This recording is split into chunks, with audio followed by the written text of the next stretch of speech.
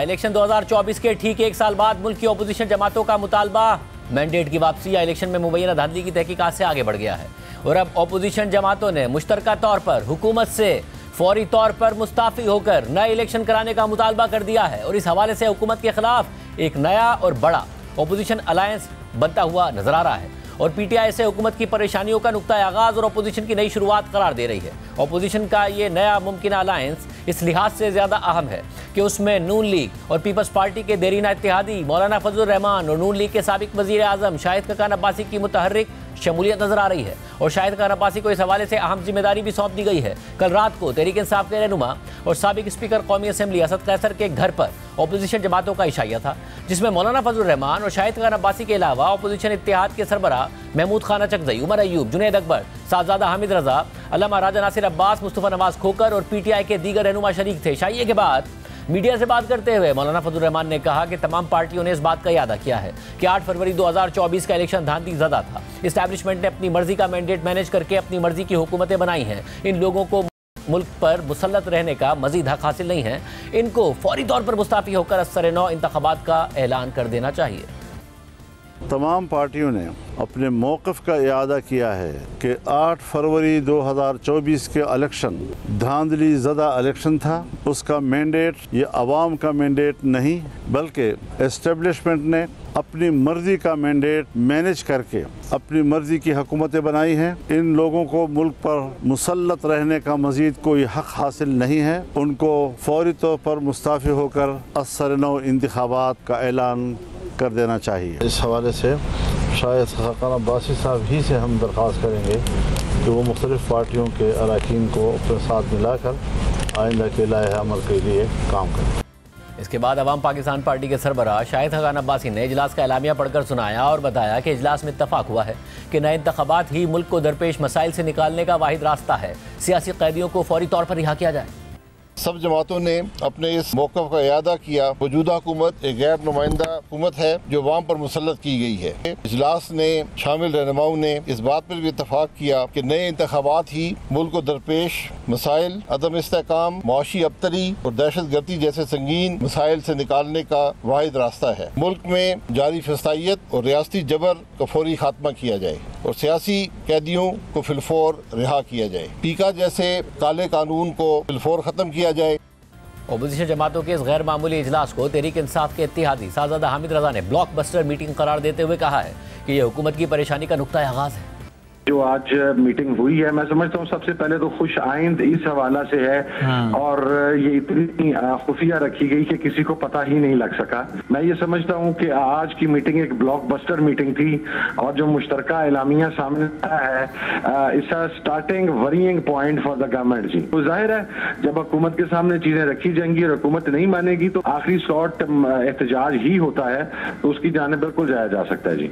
Tehreek Insaf blockbuster इस meeting को करार दे रही है, नए मुमकिन अलायंस का इंदिया दे रही है। हुकूमत से मुतालबा किया जा रहा है कि मुस्ताफी, और ये मुतालबा कोई और नहीं हुकूमत के देरीना इत्तेहादी नून लीग और पीपल्स पार्टी के देरीना इत्तेहादी मौलाना फजलुर रहमान कर रहे हैं, पीटीआई के साथ खड़े होकर कर रहे हैं। वजीर दिफा ख्वाजा आसिफ साहब हमारे साथ बोल रहे हैं। ख्वाजा साहब बहुत शुक्रिया हमें ज्वाइन करने के लिए। ख्वाजा साहब जाहिर है तहरीक इंसाफ तो दावे करती रहती है मगर अब ओपोजिशन इत्तेहाद के साथ आगे बढ़ने की बात, मौलाना के साथ प्रेस कॉन्फ्रेंस करना और उसमें मौलाना का ये डिमांड करना कि नए इलेक्शन कराए जाएं, मौजूदा जो हुकूमत है वो मुस्ताफी हो। इस्टेब्लिशमेंट ने अपनी मर्जी का मैंडेट मैनेज करके अपनी मर्जी की हुकूमतें बनाई हैं। इन लोगों को मुल्क पर मुसल्लत रहने का मजीद हक हासिल नहीं है, फौरी तौर पर मुस्ताफी हों, इंतखाबात कराएं। मौलाना फजलुर रहमान कह रहे हैं।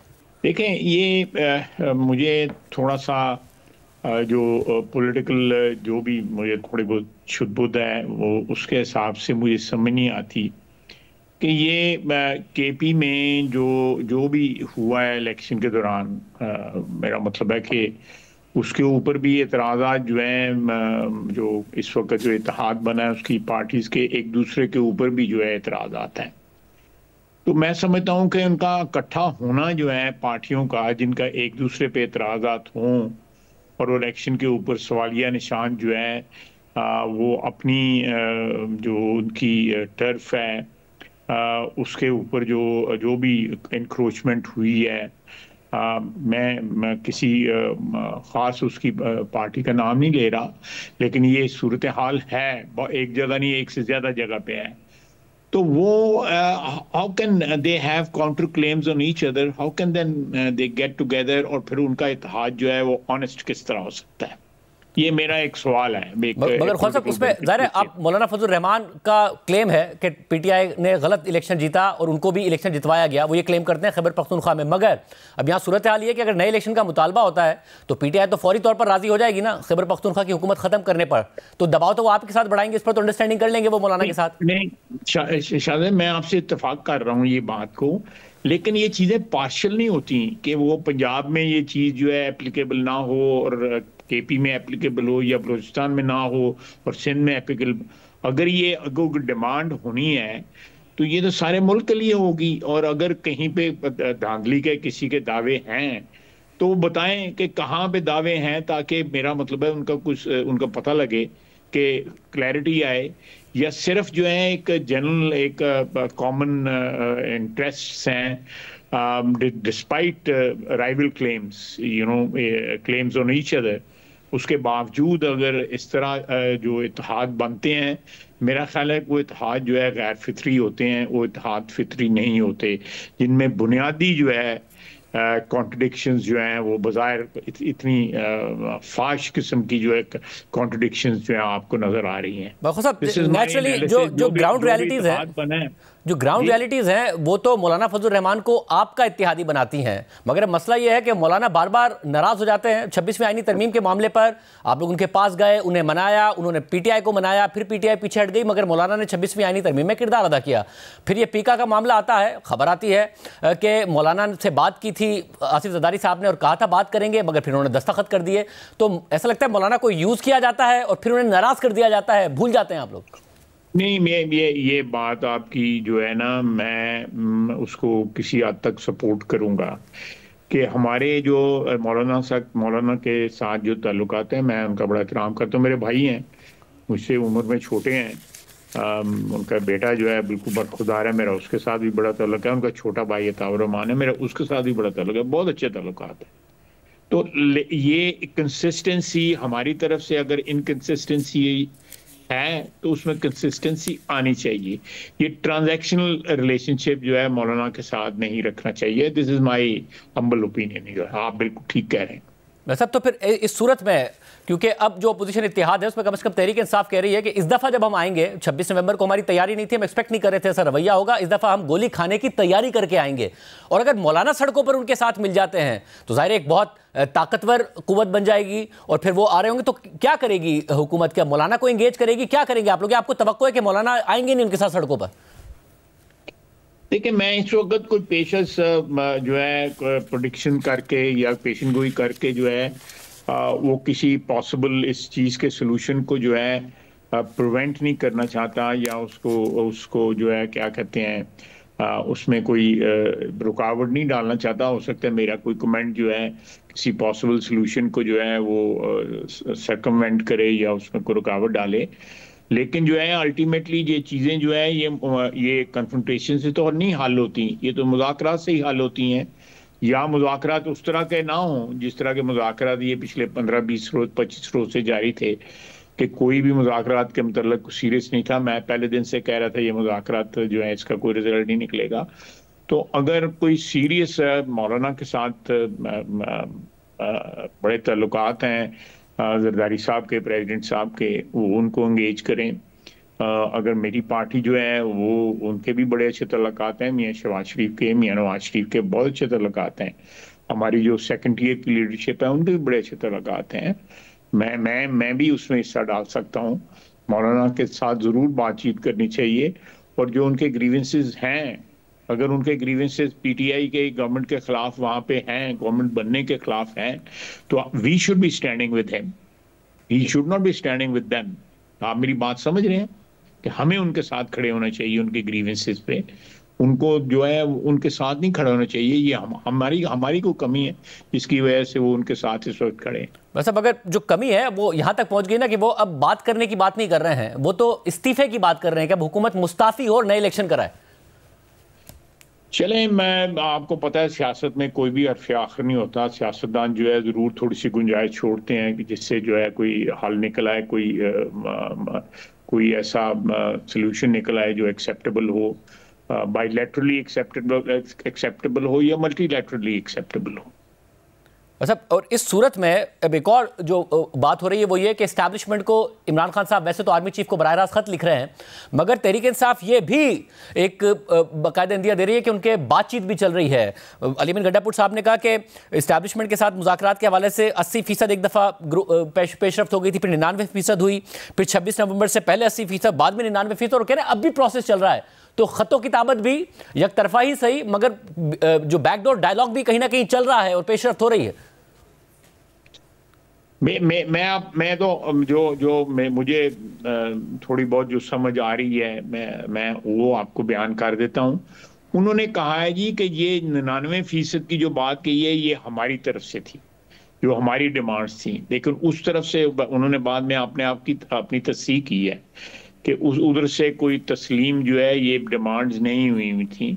लेकिन मैं मीटिंग्स में जब जाता हूँ और मीटिंग्स में डेफिनेटली वो ऑफिशियल पोजीशन में शिरकत करते हैं और उसमें ज़रूर 1-2 लाइनें जो है अपनी पार्टी के मुतल्लिक़ करते हैं, इससे ज़्यादा नहीं, ज़्यादा से ज़्यादा 3 लाइनें कहते हैं। मैं तो एनी गो आऊँ, मैं आपको अगर वो मुझे कॉन्ट्रडिक्ट करें तो बिल्कुल कर सकते हैं, लेकिन तीन से ज़्यादा कभी लाइनें उन्होंने अपनी पार्टी के मुतल्लिक़ नहीं कहीं। और जहाँ तक उन्होंने उनकी 99% डिमांड्स की तल्लुक है, तो मुझे नहीं पता उन्होंने किसके साथ मुलाकात की है और किसके आगे डिमांड्स रखी हैं और किसने 99% जो है डिमांड्स जो है वो कबूल कर ली हैं। अब उन्होंने कहा जी हमने 99% जो है, जो उन्होंने जो लेटेस्ट उनका फरमान है, तो उन्होंने कहा है कि हमारी तरफ से 99% डिमांड जो है वो फॉरवर्ड कर दी गई हुई थी। मंजूरी का उन्होंने थोड़ा सा रिट्रैक्ट किया अपने आप को कि मंजूर हो गई थी। उन्होंने कहा जी मेरी तरफ से कहा गया था कि बनीगाला शिफ्ट कर दें या नथिया गली शिफ्ट कर दें या फलां शिफ्ट कर दें, लेकिन इसकी एक्सेप्टेंस जो है उसके मुतालिक उन्होंने कुछ नहीं कहा। अपनी डिमांड के मुतालिक जरूर कहा है, वो एक्चुअली ये सुनाना चाहते हैं अपनी पार्टी को कि मैं आपके लिए लड़ रहा हूँ, मैं आपके लिए जो है अपनी ऑफिशियल पोजीशन में जो है आपका एडवोकेट बना हुआ हूँ।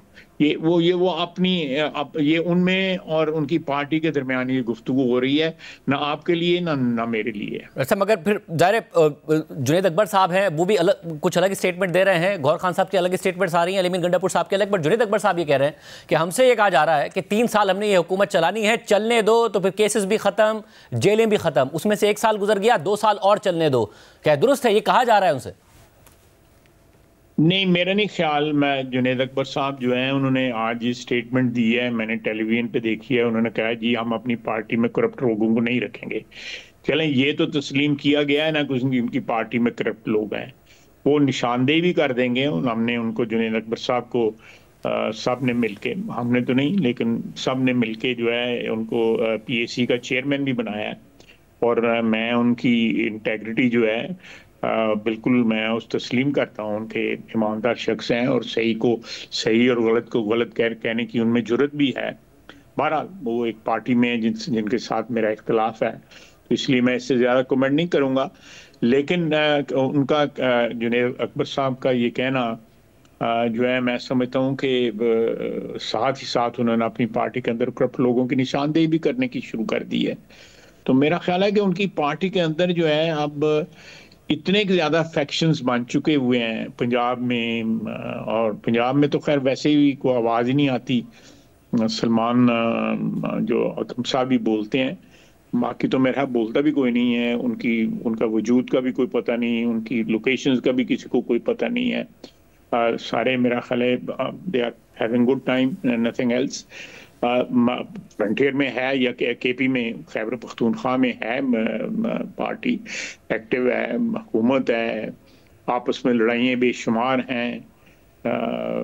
तो इस सूरत हाल में क्या कर लेंगे वो 8 फरवरी को? पहले भी जो कुछ उन्होंने किया है। मैं एक बात यहाँ पे कहना चाहूँगा कि यहाँ पे उन्होंने दोनों तारीखों पे, एक तो 8 फरवरी को और दूसरी जो है उन्होंने 19 फरवरी को, जिस दिन चैंपियंस ट्रॉफी का आगाज़ है, दोनों के ऊपर न्यूजीलैंड के साथ मैच है हमारा 8 को और 19 को आगाज़ है, उन दोनों पे उन्होंने एहतजाज की तारीखें रख ली हैं। ये पाकिस्तान को जो है इंटरनेशनली एम्बेरस करने की, पाकिस्तान की तज़हीक करने की इस साजिश में जो है शामिल हैं PTI वाले। अगर इन्होंने एहतजाज करना है, 1 तारीख पहले कर लेते, 1 तारीख बाद कर लेते, या आगे पीछे कर लेते, कोई एडजस्टमेंट कर लेते, अपना एहतजाज भी कर लेते। और पाकिस्तान की जो एक रिस्पेक्ट है इस हवाले से उसको नुकसान।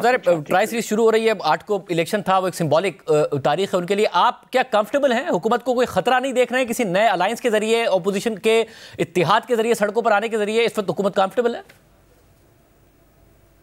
मैं आपसे एक सवाल पूछता हूँ, माजी में भी बड़े अलायंस मुझे जब से मैंने होश संभाला है, मैंने अलायंसेस बनते देखे हैं। COP बनी 60s में, फिर DAC बनी, फिर कौमी इत्तेहाद बना, फिर कोई बना, ये बना, वो बहुत से इत्तेहाद बने हैं ऑपोजिशन के। I have great respect and regard for those alliances, and I have great respect and regard for people who led those alliances. लेकिन मुझे एक बात बताएं कि आप अपनी 76-77 साल तारीख में किस अलायंस को जो है आपने सिंगुलरली जो है वो कामयाब होते देखा है? मुझे एक का नाम बता दें, ज्यादा नहीं। अलायंसेस जो है कम से कम 20-25 बने हैं, एक का नाम बता दें। सब आपका अलायंस कामयाब हुआ था ना? आपने इमरान खान साहब की हुकूमत गिराई थी, पहले सड़कों पर आए, फिर नो कॉन्फिडेंस के जरिए गिराया। देखें, 4 साल जो है लगे हमें वो ऐसे सारी एक्सरसाइज करते हुए, 4 साल लगे। यहाँ तो 1 साल भी नहीं अभी हुआ, और उसके अंदर जो है बहुत से ऐसे एलिमेंट्स थे जो पार्लियामेंट के अंदर जिन लोगों ने हमें सपोर्ट किया, और वो कंट्रीब्यूशन, उनकी नाराजगी की वजह जो थी वो इमरान खान का अपना एटीट्यूड था जिसकी वजह से नाराज हुए। दूसरी उसमें सबसे बड़ी वजह थी कि इकोनॉमी जो है कोलैप्स कर गई थी। इसके अलावा जो है एक 4 साल में जो नॉन परफॉर्मेंस थी वो सारा कुछ बना। हमारे यहाँ पे इस वक्त कोई इस किस्म के हालात नहीं है, हम परफॉर्म कर रहे हैं। हमने 38% इन्फ्लेशन जो है, माहवार इन्फ्लेशन जो है 2.4 पे ले आए हैं। इंटरेस्ट जो है 10% कम कर दिए हमने। मार्केट जो है वो 35-40 हज़ार से 1,18,000 पे हम ले गए हैं। तो ये आप देखेंगे, ये तो इसमें कोई सिलसिला ही नहीं बनता। कोई ऐसा बताए ना कि किस तरह ये अलायंस जो है वो उस वक्त अलायंस, हमने उन हालात का फायदा उठाया कि बड़े बिस्मिल किस्म के हालात थे, बड़े हालात जो थे नागुफ्ता बे थे उस वक्त, उससे फ़ायदा उठाया। हुकूमती पार्टी के लोग भी जो थे वो नाला थे इमरान खान के एटीट्यूड से, उसकी रऊनत से, उसके गरूर से, उसके तकब्बर से, उसकी नॉन परफॉर्मेंस से, उसकी बेईमानियों से, उसकी करप्शन से। तो उसकी वजह से वी सेल्ड थ्रू। लेकिन यहाँ पे तो कोई आपको 1 साल के बाद इस किस्म का नजर नहीं आ रहा है, बल्कि कोई ठंडी हवा ही आ रही है आपको। वहां तो 4 साल गुजर गए थे इसके साथ, क्योंकि बाजवा साहब पीछे खड़े थे, जनरल फैज खड़े थे गारंटर।